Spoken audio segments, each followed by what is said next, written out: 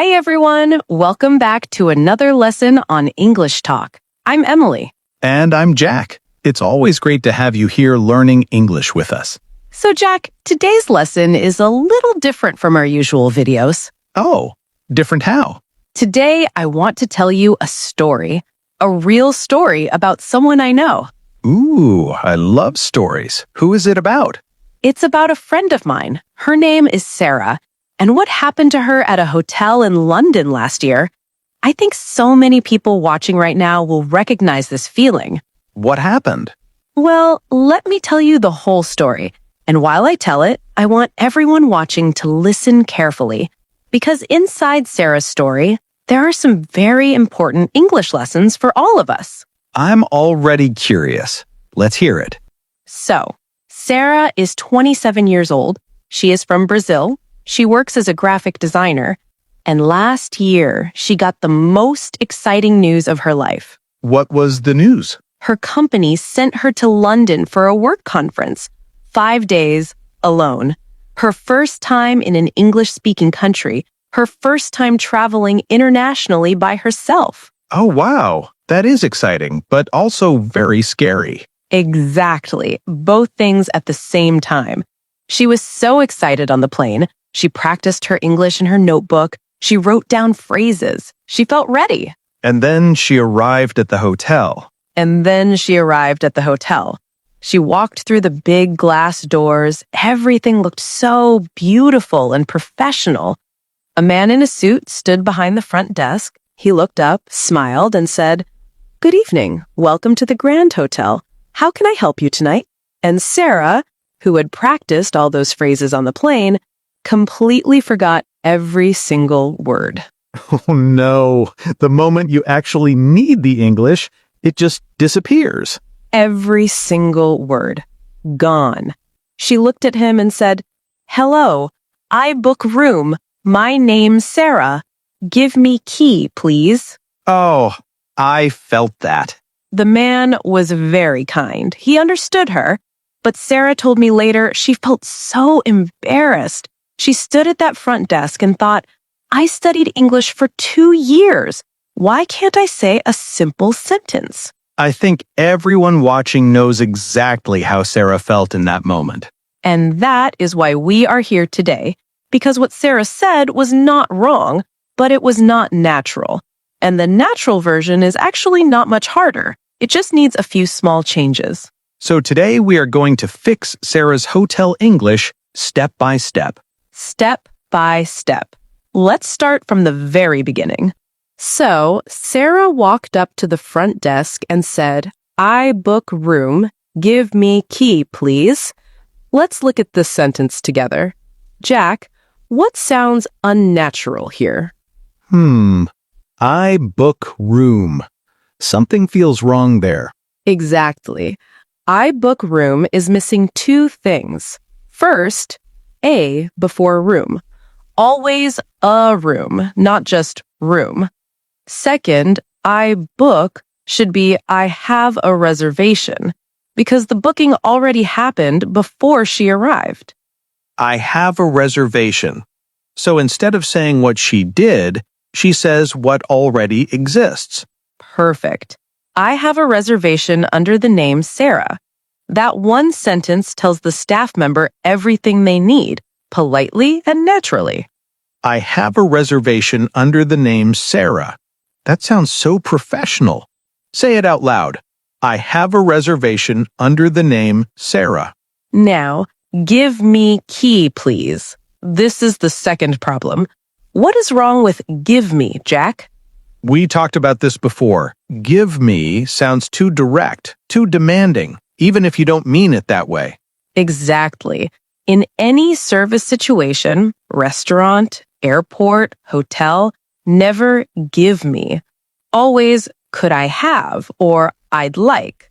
So instead of give me key, she should say, could I have my room key, please? Could I have my room key, please? Just 3 extra words and it sounds completely different. Say it. Could I have my room key, please? Now, the staff member will also ask Sarah some questions at check-in. Very common questions she needs to be ready for. Jack, play the staff member. Ask Sarah the first question. Could I see your passport, please? And Sarah says, yes, here you are. Perfect. Here you are. We have practiced this before. Simple, natural, warm. The staff member then asks, How many nights will you be staying with us? and Sarah says, I'll be staying for 3 nights. Not, I stay 3 night. I'll be staying for 3 nights. Notice, nights with an S, plural, and I'll be staying, not I stay. I'll be staying for 3 nights. That sounds so smooth. Say it. I'll be staying for 3 nights. And one last check-in question. The staff member asks, Would you like a wake-up call tomorrow morning? and Sarah says, yes, please, at 7 o'clock if possible. If possible, these 2 words make any request sound more polite and more natural in English. At 7 o'clock, if possible. Simple, but very effective. Yes, please, at 7 o'clock, if possible. So, Sarah checked in, she got her key, she found her room on the 4th floor, she opened the door, and the room was beautiful. Big window, comfortable bed, nice bathroom. She felt relieved. Good. The hard part was over. Or so she thought. She put her bags down, she turned on the air conditioning, and nothing happened. She pressed the button again, still nothing. The room was very warm. Oh no, a problem in the room. She knew she had to call the front desk. She picked up the phone, and again, the words disappeared. What did she say? She said, hello, room problem, air condition not working, please fix. I understand her, but I can already hear how that sounds. The staff member understood and sent someone up. But Sarah told me she felt embarrassed again because she knew she could say it better. She just didn't know how. So how should she have said it? Let's fix it. When you call the front desk to report a problem, there is a very simple and natural structure. Listen to it. Hi, this is Sarah in room 412. I'm calling because, and then the problem, I was wondering if someone could take a look. Oh, I was wondering if someone could take a look. That is so polite. It sounds like a request, not a demand. Exactly. I was wondering if this phrase makes any request sound warm and polite, not aggressive, not demanding, just friendly and clear. So instead of air condition not working, please fix, Sarah should say, Hi, this is Sarah in room 412. The air conditioning doesn't seem to be working. I was wondering if someone could take a look. Same problem, completely different feeling. The staff would actually enjoy helping someone who speaks like that. And there are other common room problems that use the same structure. For example, The hot water isn't working. I was wondering if someone could help. the TV doesn't seem to be working. Could someone take a look, please? The Wi-Fi password doesn't seem to be working. Could you help me? All the same structure. Learn it once, use it for any problem. Say the full phrase. Hi, this is my room number. The air conditioning doesn't seem to be working. I was wondering if someone could take a look. Later that evening, Sarah realized she needed some extra towels. She called the front desk again. And this time, what did she say? This time, she remembered our lesson. She said, Hi, this is Sarah in room 412. Could I have some extra towels, please? She got it right. She got it right.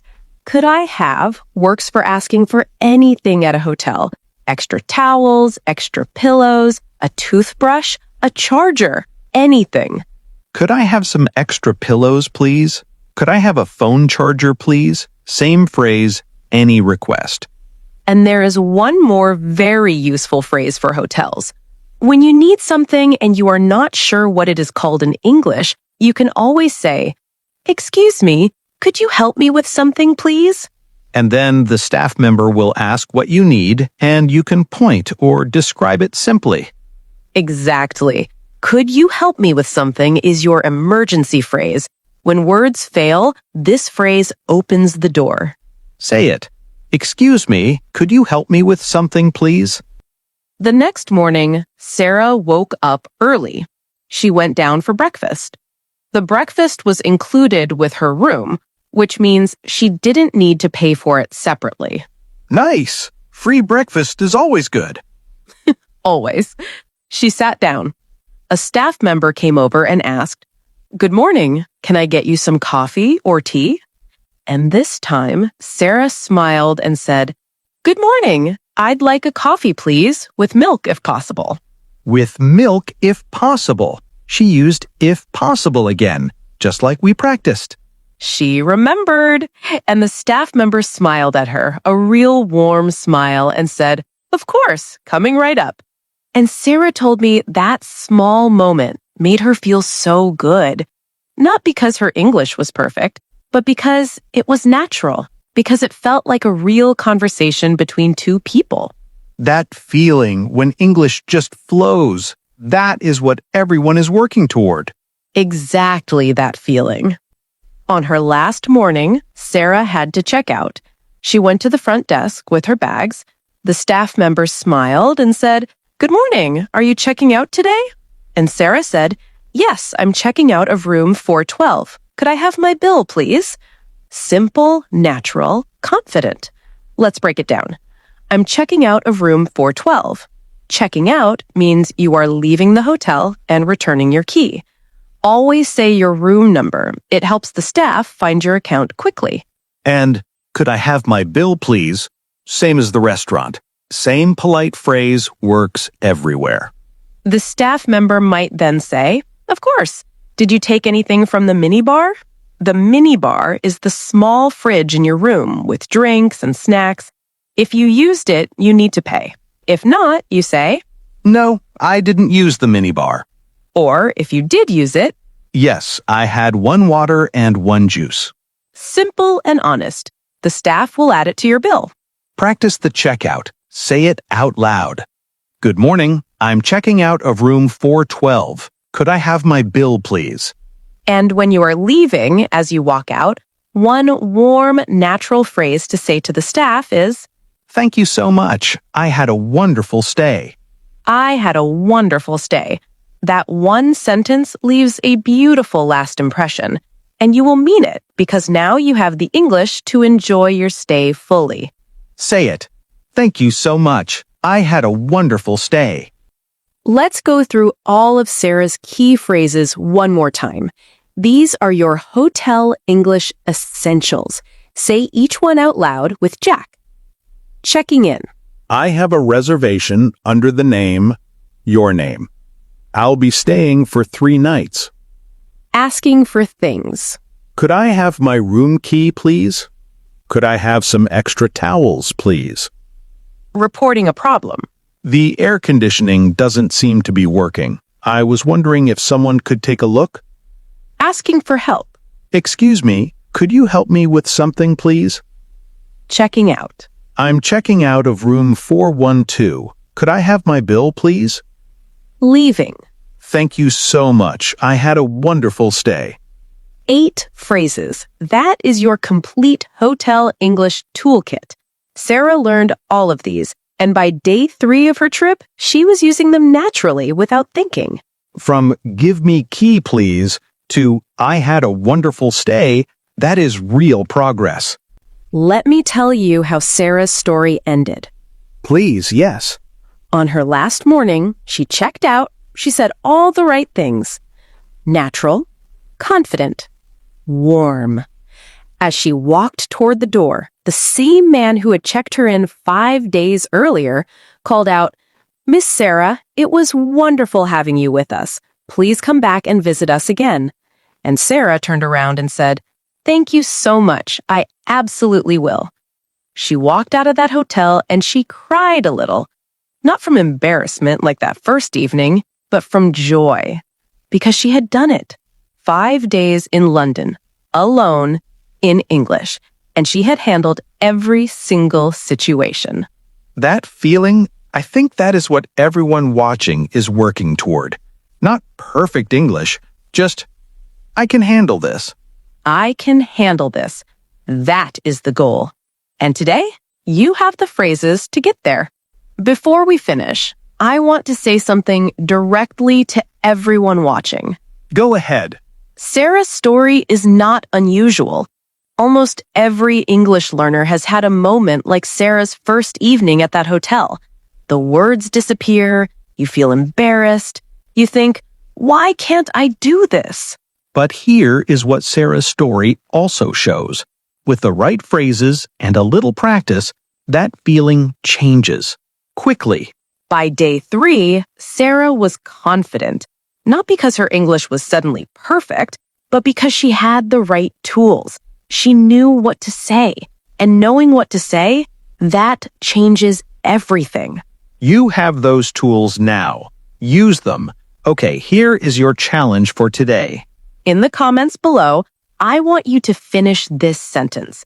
Imagine you just checked into a beautiful hotel. You call the front desk and say, "Hi, this is me in room," and then tell us a problem you have or something you need. Use the natural phrases from today's lesson. For example, you could write, "Hi, this is me in room 205. The hot water doesn't seem to be working. I was wondering if someone could take a look." Or, "Hi, could I have some extra pillows, please? Thank you so much." Any phrase, any problem, any request. Just write it naturally. We read every single comment, and we love giving a thumbs up to everyone who tries. And I have another question. If you could stay in a hotel anywhere in the world tonight, where would it be? Tell us in the comments. We genuinely want to know your dream destination. If today's story helped you, please give this video a thumbs up. It really helps more people find English Talk. And if you are not subscribed yet, please hit that subscribe button and the bell icon right now. New English lessons every week, all made for real life, all made for you. Thank you so much for being here today. Take care of yourself, practice these phrases tonight, and remember, every great journey starts with one confident sentence. English Talk is your place to grow. See you in the next one. Bye, everyone.